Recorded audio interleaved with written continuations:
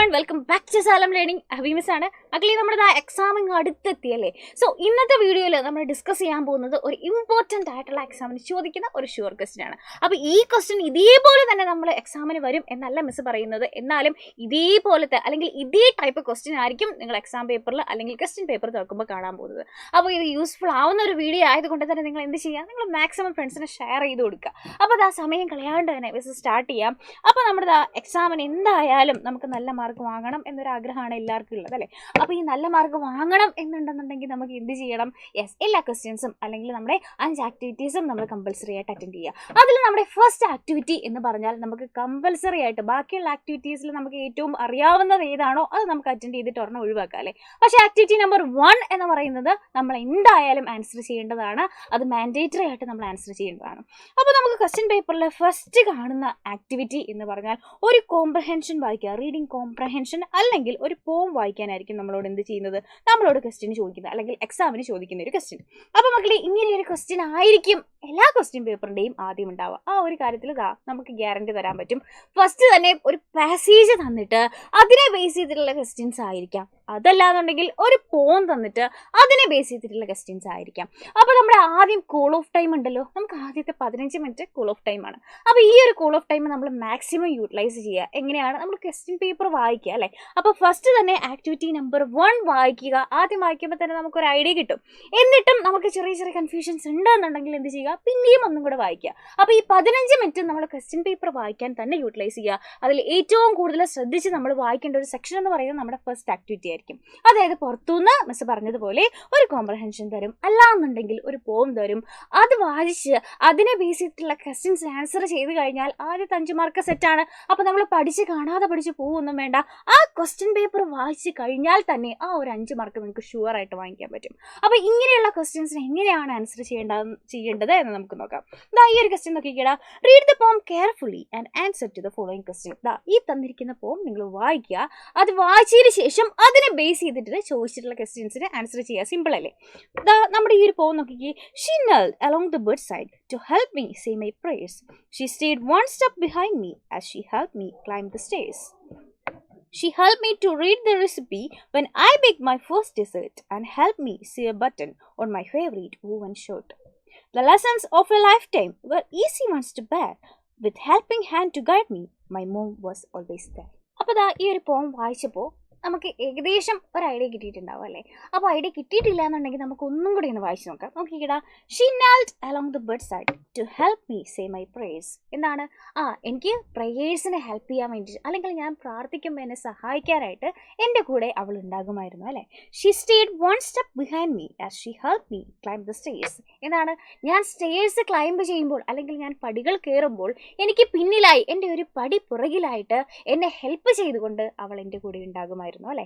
She help me to read the recipe when I bake my first dessert. ഞാൻ ആദ്യമായിട്ട് എൻ്റെ ജീവിതത്തിൽ ഞാൻ ഫസ്റ്റ് ഒരു ഡെസേർട്ട് ബേക്ക് ചെയ്തപ്പോൾ അല്ലെങ്കിൽ ഒരു ഡെസേർട്ട് ഞാൻ ഉണ്ടാക്കിയപ്പോൾ ആ റെസിപ്പി വായിക്കാൻ എന്നെ ഹെൽപ്പ് ചെയ്തിട്ടും എൻ്റെ കൂടെ അവൾ ഉണ്ടായിരുന്നു അല്ലേ. And she help me see a button on my favourite woven shirt. എൻ്റെ ഏറ്റവും ഇഷ്ടപ്പെട്ട എൻ്റെ വൂവൺ ആയിട്ടുള്ള അല്ലെങ്കിൽ ഞാൻ തുന്നിയെടുത്ത ആ ഒരു ഷർട്ടിൽ ഫേവറേറ്റ് ആയിട്ടുള്ള ബട്ടൺ എങ്ങനെ തുന്നി ചേർക്കണം എന്ന് എനിക്ക് പറഞ്ഞു തരാൻ അല്ലെങ്കിൽ എന്നെ സഹായിക്കാനും അവൾ എൻ്റെ കൂടെ ഉണ്ടായിരുന്നു അല്ലേ.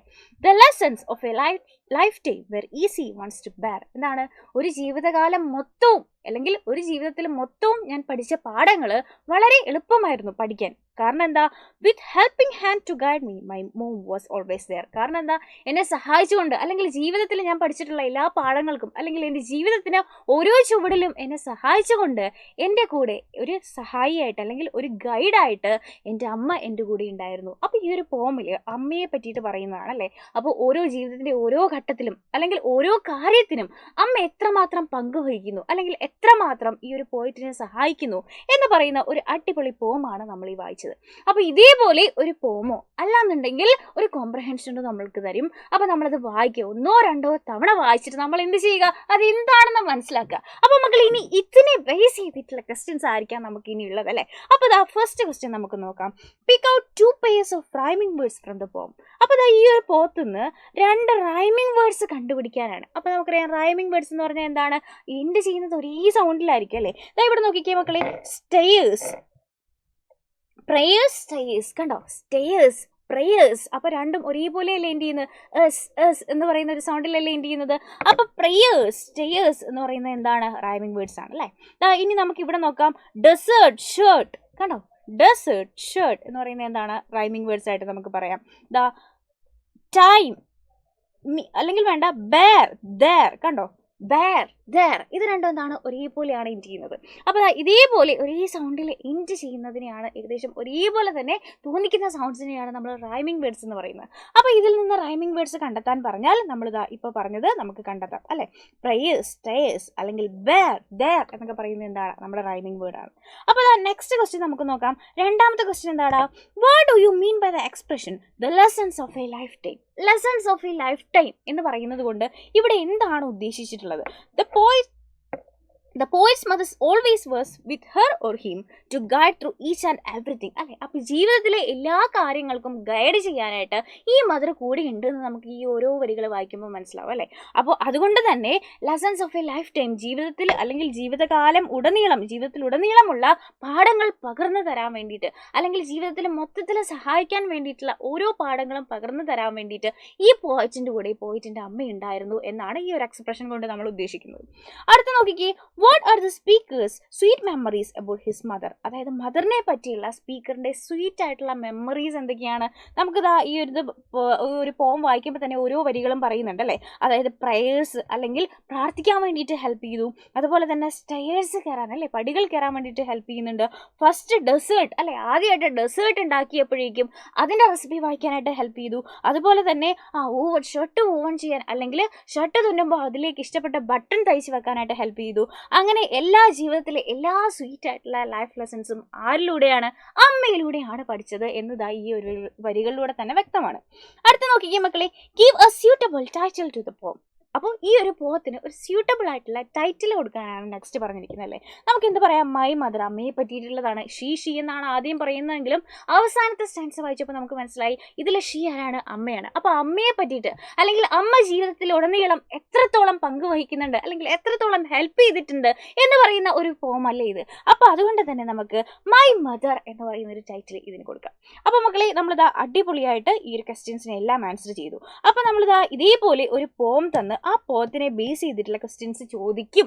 ഈ ഒരു പോം അല്ലാന്നുണ്ടെങ്കിൽ ഒരു കോംപ്രഹെൻഷൻ തന്നിട്ട് അതിനെ ബേസ് ചെയ്തിട്ടുള്ള ക്വസ്റ്റ്യൻസ് എന്തായാലും നിങ്ങളോട് എക്സാമിന് ചോദിക്കും. അപ്പോൾ നമ്മുടെ ഫസ്റ്റ് ക്വസ്റ്റ്യൻ എന്ന് പറഞ്ഞാൽ തീർച്ചയായിട്ടും ഇതുപോലെ ഒരു ക്വസ്റ്റ്യൻ ആണ്, ഷുവർ ആണ്.